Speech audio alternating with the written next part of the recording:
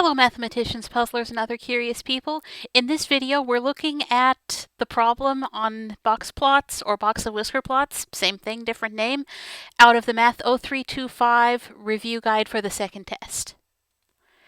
So in this problem we have a box plot that shows licensed practical nurse, LPN, salaries for a particular region.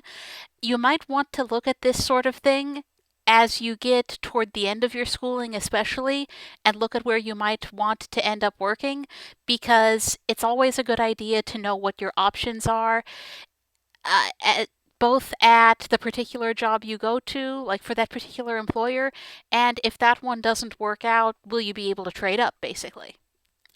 So here we have this box plot from some particular region. I don't know which region either. It could be interesting to research and see if you can find it. But it shows those LPN salaries. Now remember, the way a box plot works is the first line is the minimum, the last line is the maximum, and then this first edge of the box is the first quartile. This last edge of the box is the third quartile. And this line that's partway, I don't want to say exactly in the middle of the box because we can see it's a little asymmetrical, but it's somewhere around the middle of the box is the median.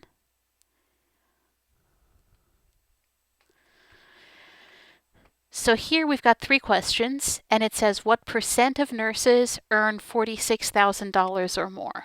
Okay, so we've got our scale down here, and I see it's skipping some. So let's see what it's skipping. So we've got 1, 2, 3, 4 spaces from 40,000 to 44,000. So it looks like those are 1,000 each. Okay, that's good to know. So then when we want to find out where 46,000 would be, we could say, okay, 45,000, 46,000. That's an important spot.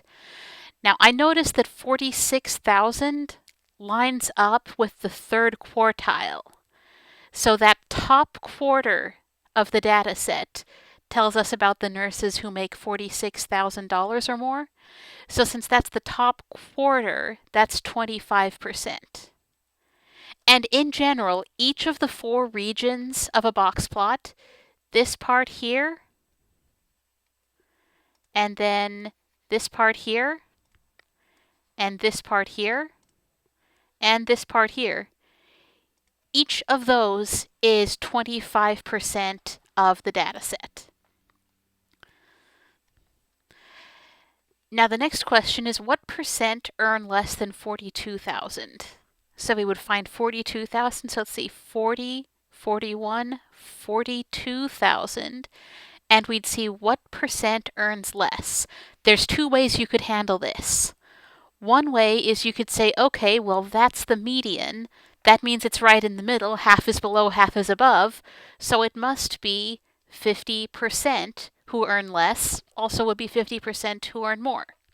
The second way you could handle this, and this works even if it's on a different line, is you could say, okay, well, here's 25%, and here's another 25%, and then we're up to that point.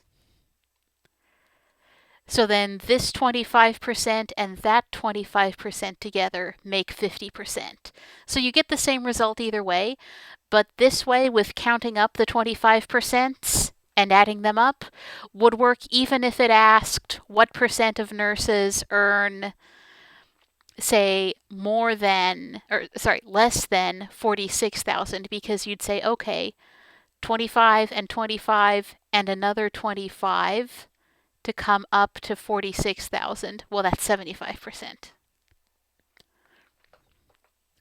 Now it asks what is the range of salary for the nurses, and as we've used in a couple of videos already, but you might be watching out of order or you might just be skipping around and watching selected ones, that's okay. But you also should remember this from homework and QAA time and other places. But in case it slipped your mind, range is always going to be the maximum minus the minimum. So we can take that maximum So let's see, 48, 49 is what would line up there. So 49,000 minus then the minimum. Well, here we are. Let's see. That's this line right here. Below it is 32,000. Let's see, 32, 33, 34, 35. So 35,000. And that comes out to 14,000. So there's a $14,000 range of salaries. Why does that happen? I don't know exactly. We don't have the data set to be able to tell. One thing I wonder is, are more experienced nurses over here while new nurses are over here? Maybe.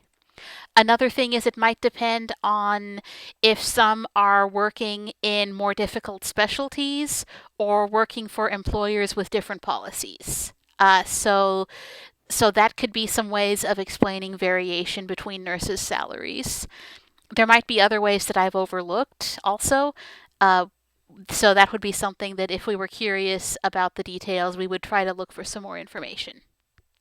But that shows how you can read the numbers of the 5-number summary.